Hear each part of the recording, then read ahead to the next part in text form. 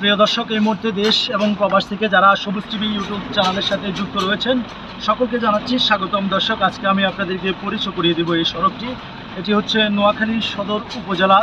প্রিয় দর্শক, দতবাড়ির মোড়ে থেকে পশ্চিম দিকে যেই সড়কটি ঢুকেছে প্রিয় দর্শক, একেবারে এই সড়কটি চলে গিয়েছে, যদি আপনাদেরকে জানিয়ে রাখি যে বান্দারহাট এবং খলিফারহাট এবং ইসলামগঞ্জও যেতে পারবেন, দাঁতপুর বাজারও যেতে পারবেন এই সড়ক দিয়ে। প্রিয় দর্শক, আমি এই মুহূর্তে সরাসরি আপনাদেরকে দেখানোর চেষ্টা করছি।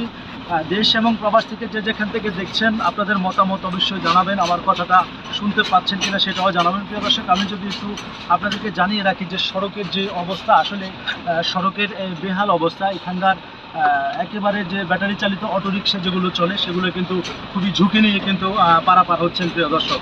তো এই ছিল আমার কাছে নোয়াখালী সদর উপজেলার প্রিয় দর্শক দতবাড়ির মোড়ের থেকে ভিতরে যে বান্দারহাট সড়ক গিয়েছে সেই সড়ক থেকে প্রিয় দর্শক সর্বশেষ খবর।